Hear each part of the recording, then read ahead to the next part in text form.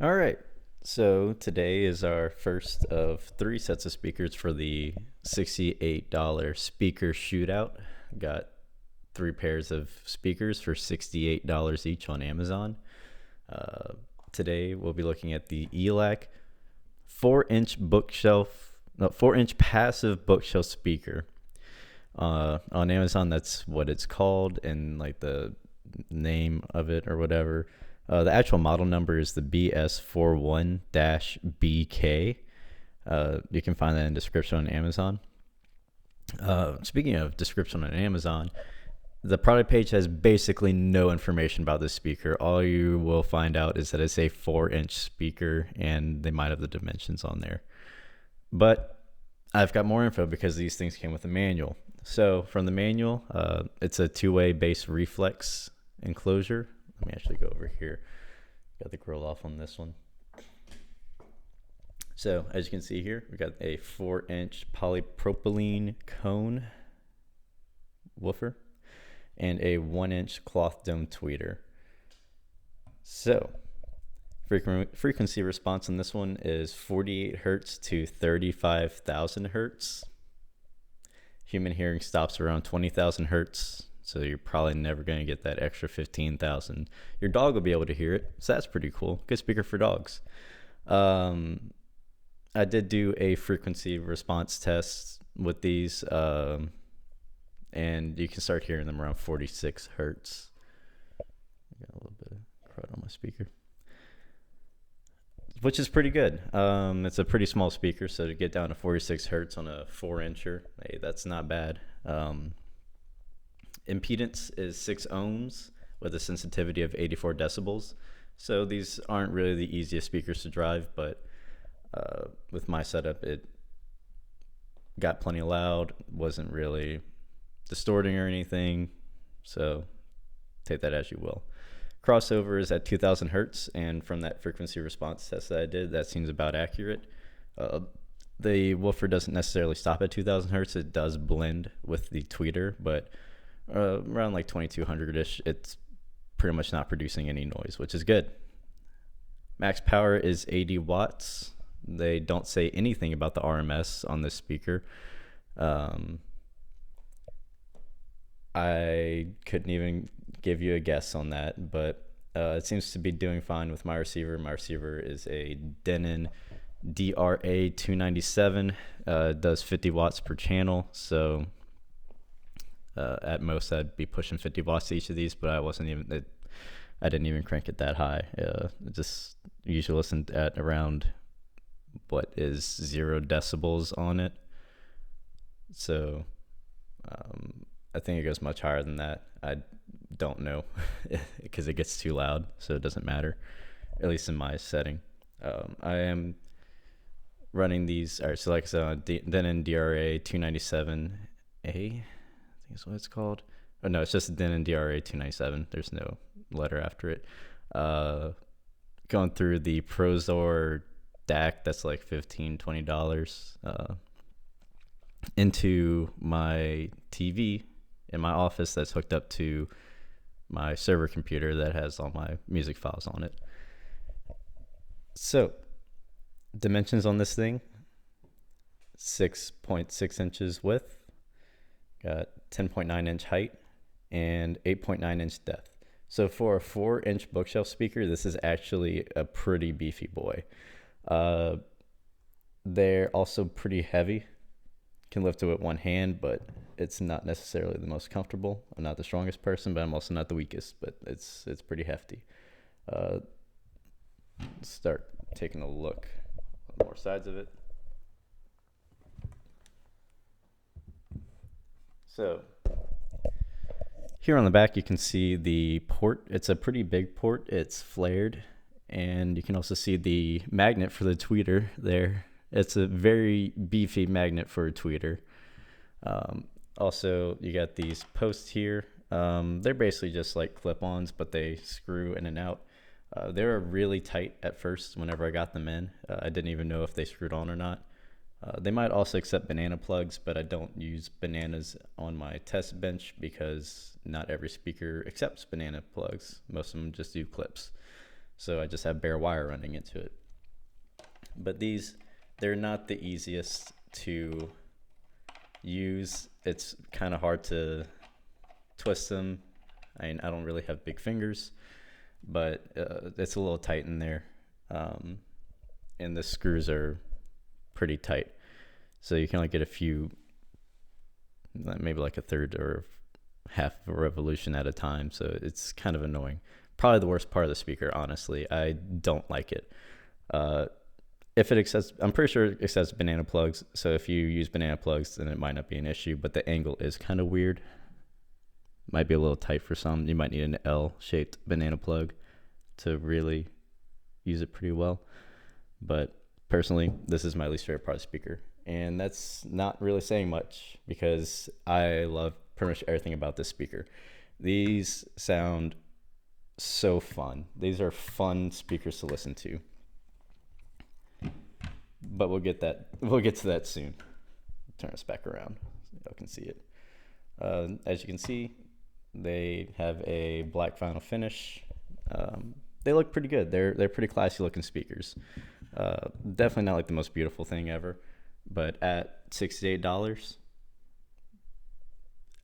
much better than the other two pairs of speakers that I got, to say the least.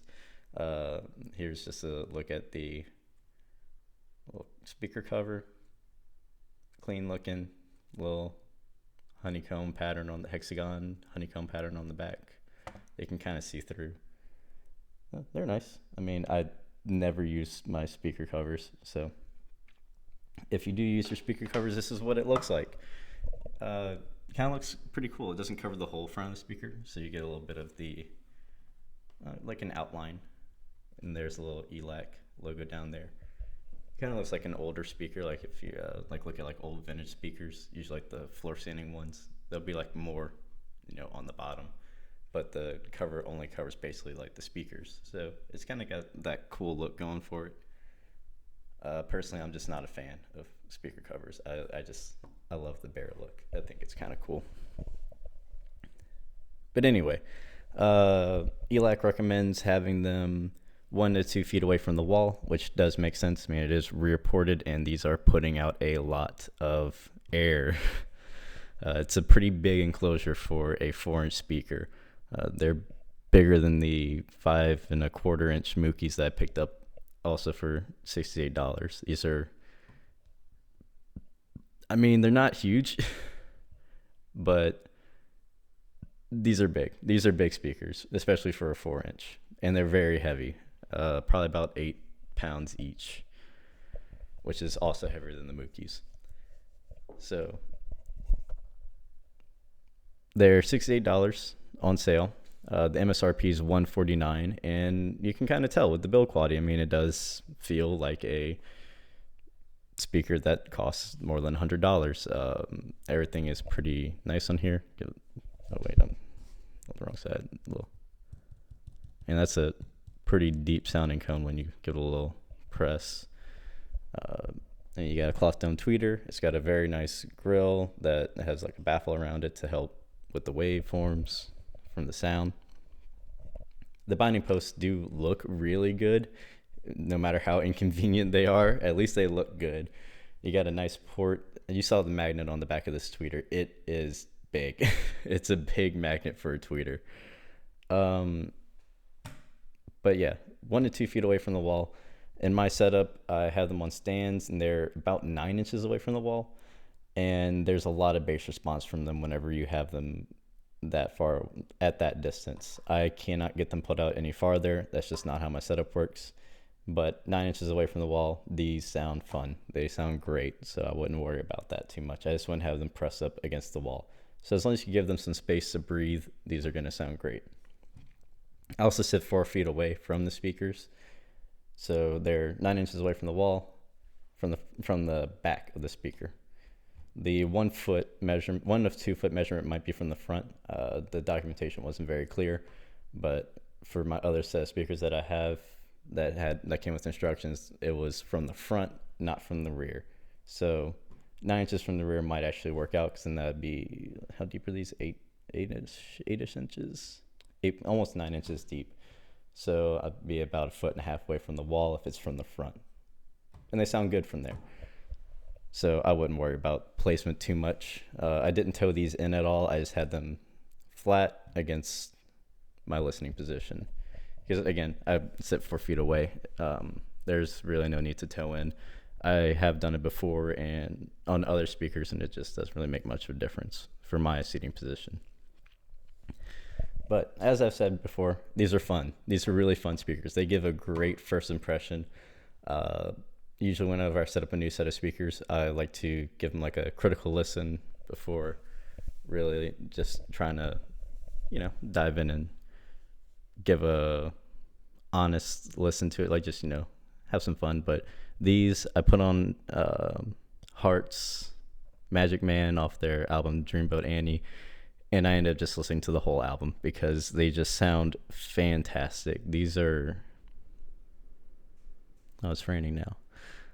It's a pretty overcast day, so if you hear some noises, I'm sorry about it. But anyway, these speakers, I love them. I'm normally running Sony SSCS 5s in my office, which is where I do my speaker testing. And I might be replacing those with these just because of how fun they sound. The Sonys are definitely more accurate. They're more detailed. But the bass response on them is less. Like these speakers, I would say you do not need a subwoofer with these, especially in a smaller room. In a larger room, yeah, you're going to need a subwoofer for them because they're not that big. They're 4 inches. But these put out more bass than my Sonys by far. I think it's probably just a better cabinet design. Maybe higher quality materials. But yeah, let me go back to my notes. Bass. Let's start with bass. Bass on these feels kind of emphasized. It's not necessarily the most natural sounding. Whenever you're listening to a bass guitar with it, it's almost not artificial. But it's just that little tinge of this doesn't necessarily sound like someone's playing a bass in the room with me, like a bass guitar. But it's close. It's really close, and that's really good for a $68 set of speakers. Like, damn. Again, don't really need a subwoofer with these in a smaller room.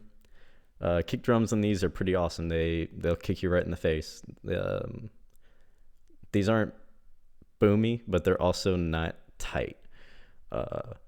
You'll get a little bit of boom from them, but it's not detrimental to the listening experience. At least I don't feel it is. And it's not muddy. Definitely not muddy. Where these start kind of falling apart is on double bass drums, such as in Tool's The Patient. Around the 335 mark, there's a double bass drum section for about 20 seconds, and it kind of muddies the sound on these, but not much. At first, I thought it was pretty muddy, but then I gave it a second shot on it, and it ended up being a little bit tighter than my first listen on it. So the speakers might have just loosened up a bit, been a little bit worn in. I ended up listening to these for an entire day. I never want to turn them off. So I probably put a good 8 hours on these yesterday. I just immediately fell in love. I do like these quite a bit. And I wasn't listening at very low volumes. I was listening at pretty high volumes all day. No fatigue. Enjoyed every minute of it. The drivers have a lot of excursion on them. If you're looking at the drivers while you're listening to your music, you will notice that they go quite far out and pretty deep into the enclosure. Like it's kind of crazy how much excursion these little 4-inch speakers have. Right, let's see. So imaging is it's all right. It's not great. For the price, it's better than the other sets of speakers, but not really the best imaging, but not bad, honestly. It's, I'd say, about average in terms of imaging. It's worse than my Sony's for sure, but things are mostly placed where they should be. The sound has a bit more of a, it's kind of centralized. Again, going back to Heart's Magic Man, there's I don't know, like a chime in the left speaker. It should be kind of like far up left if not kind of central, far up left or central left with like a sparkle, or it could just be across. It just depends on the quality of your of all of your equipment, really. But just like on a regular receiver with regular speakers, it should be kind of up center left-ish. On these, they're kind of closer to around the middle of the sound stage, which isn't necessarily bad. It's just not great. It's just okay. But again, I mean, these are smaller speakers. That should be on the tweeter imaging, and I mean, the baffle, it's pretty good, but the tweeter is pretty far inset, and there's like a lot of stuff going on here. I don't know if that's what's affecting it in terms of the imaging and where the highs are, but yeah, I did notice that. That's one of my main things that I look for whenever I'm looking at imaging.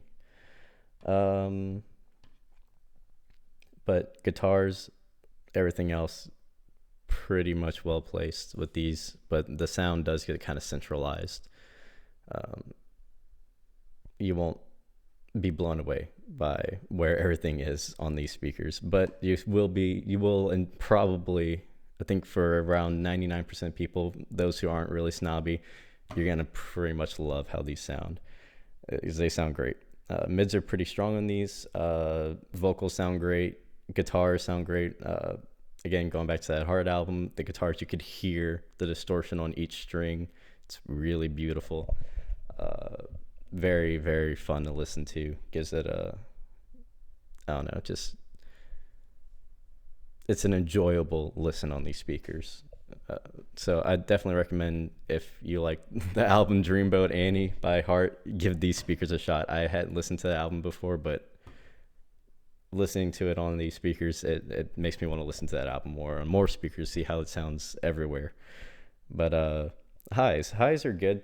They're not exceptional. They do roll off. I haven't actually watched any reviews. I don't know what the frequency response is on these, but I did give a glimpse at the Amazon reviews for this product, just because there was like 8. So I was like, okay, well, I'll see what other people are saying, just to get my thoughts together a bit. And a lot of people say these have like veiled, or they're kind of dark in terms of the highs, and that's accurate to an extent.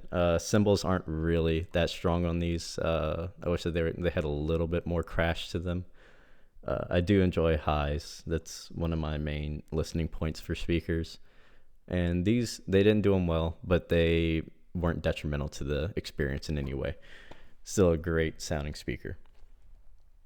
Let's see, sound is very full. You get a very, very, very full sound on these. It never felt hollow at any point. I would say these are strong, but they're not in your face. These are great for critical listening, maybe not analytical listening, but great for critical listening, good in the background. Like if you're just listening to these in the background while you're doing stuff, you're just going to have a phenomenal time listening to these. It might make you stop and dance and sing along every now and then, just because of how good they sound. Definitely not a audiophile speaker. The frequency response in these is decidedly not flat. I don't even need to look at a chart. I know the bass is emphasized, and the mids kind of go like, probably have like more of a sinusoidal wave to them. They're not flat, and the highs definitely kind of like dips off. So if we're gonna start at the bass, it's probably somewhere around here, and then it goes something like that, and then like that, and back down. So definitely not a balanced speaker, but it's not necessarily unbalanced. I would say that it hits the notes that it needs to hit, and it does it very well. And you can tell, and the construction is very great on these cabinets, and you can tell with how the sound sounds, with how audio is presented through them. It never feels cheap. It never feels washed out in any way. You never feel like you are having a bad experience. I could not find a song that I didn't like on these. except maybe The Patient by Tool, because of how double bass sounds. It's not necessarily the tightest or punchiest, and it's not how I like it to sound. But these sound great. Wood by Alice in Chains on their MTV Unplugged album, phenomenal, great. I love how the bass sounds on it. Again, not necessarily natural, but it's emphasized to the point to where it just sounds fun and it's enjoyable. And then whenever the acoustic guitar kicks in, you can hear the plucking, you can hear the distortion in the string. Well, you can hear the strings vibrating. It's nice. It's great. Definitely a good speaker. In terms of like more popular music, for pop, oh my god, these kick ass. I'm not a big pop listener, but I do enjoy some from time to time. Blinding Lights by The Weeknd, it fills the room. The synths are soaring, the bass is where it needs to be, the vocals are crisp and clear. It's great. Levitating by Dua Lipa, again, just the song sounds like it's soaring. It's just flying right through you. It's probably honestly how it should sound.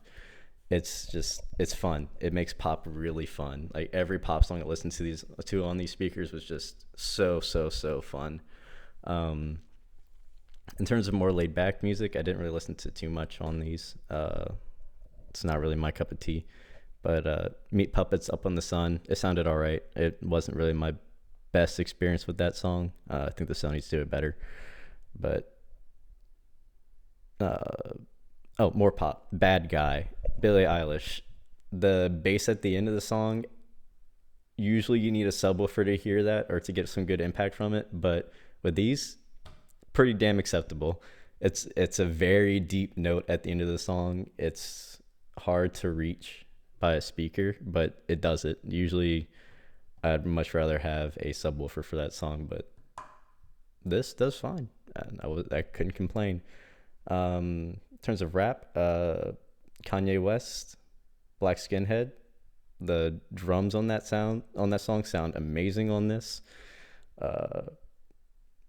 Kanye's vocals are dead center, clear, crisp, loud, in your face, which is how it should be on that song. That's a very in your face song.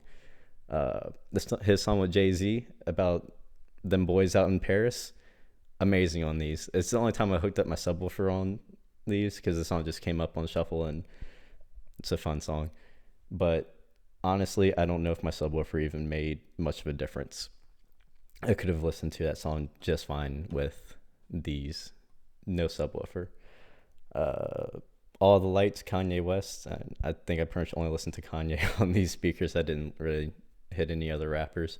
But All the Lights sounds great. The do thing throughout like most of the song, it's not overly in your face. It's not in the background though. It's basically right where it should be. In some other speakers, it's kind of overemphasized, and it's hard to hear anything else going on. But on these, great. The bass, great.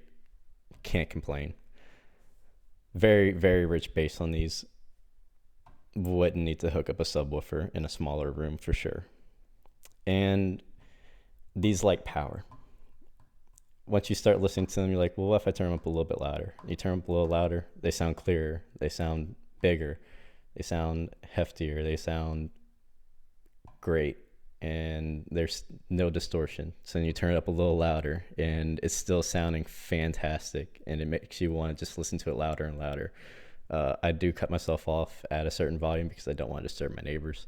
I don't necessarily live close to them, but my office is on a side of my house. It's not in the center or anything, so there's not much sound deadening between me and my neighbor. I just don't want to bother her.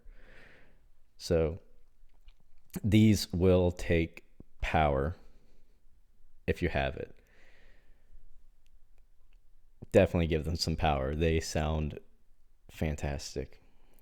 So, are these worth it? For $68? Hell yeah. I would buy these again for $68. These might be replacing my Sonys in my office just because of how fun they are. Whenever I want an analytical listen, if I want to just go for accuracy, in terms of tonality, I'll hook up the Sony's, hook up the subwoofer. But if I just want to listen to some music and have a good time, these are by far and away some of the best speakers that I've heard for that. Just for full enjoyment of music, but not in an analytical or trying to find every little bit of what's going on in the production. If you just want to enjoy music, I would highly recommend these speakers. They paired well with just a regular receiver. I don't have any like audiophile amplifiers or preamps or anything. I just have a Denon receiver that I got secondhand for $40 with a cheap DAC. And boy, do these sound awesome on it. MSRP of $149. I'd still say they're worth it. I would, again, for most people would probably enjoy these more than the Sony SSCS5s. If you're really into audio and being an audiophile stuff, or if you want to dip your toes into it, I'd recommend getting the Sonys by far. Get those. There's more detail. You'll notice things in songs that you had never noticed before, and you're going to love those for that reason. But if you want something to listen to have fun, like these are, hate to say it, but these are a great party speaker, especially for like a smaller apartment or a smaller house or a smaller room. I'm not sure how these would sound in a large room. I didn't get them hooked up in my main living area or anything. I might just give them a listen. I was initially looking for rear surrounds for that room, but these are not going to be relegated to that. There's no way. These are definitely going to stay in my office. But I'd say for 99% of people, this is the speaker you should get, even at $149. But do note that it is currently $68.05, and this is worth every penny of that. I wholeheartedly recommend these speakers. I did get the 2 sets of Mookies set up, and they don't sound anywhere near as good. I would not recommend those over these. These are where to go. Yeah. Did I talk about the finish? The finish is good on them. It's vinyl wrapped, but it's high quality. There's no noticeable seams. I've not noticed any defects on these. I mean, if you saw my last video, that was shot terribly on my phone. These, just a great build quality speaker, much better than the Mookies at the same price. Granted, the Mookies are the 3-ways $100 MSRP and the 2-ways are like $80 MSRP, so these are 50 more. But I said these have a better fit and finish than even my Sonys. The Sonys aren't bad by any stretch of the imagination, but these are definitely a well built speaker by Elac. This is my first experience with Elac speakers, and it makes me want to buy more of them. If this is what their sound signature is like, I like it. I have no complaints about this speaker, except maybe that the bass can get muddied if there's double bass going on, but I don't necessarily listen to a lot of music with double bass, so these work great. So yeah, wow, I've been rambling for a really long time. I hit all my points, and if these are still $68, I'd recommend picking up a pair of these. Just give them a shot. You might enjoy them more than you think, especially for a $68 speaker. I mean, my only complaint was the stupid binding post. Awful. Just make it like a cheap clip, dude. Like it's unnecessary. I guess bananas would go in it, but I don't want to set up bananas for my test bench. Anyway, that's all besides the point. Would I recommend these speakers? Yes.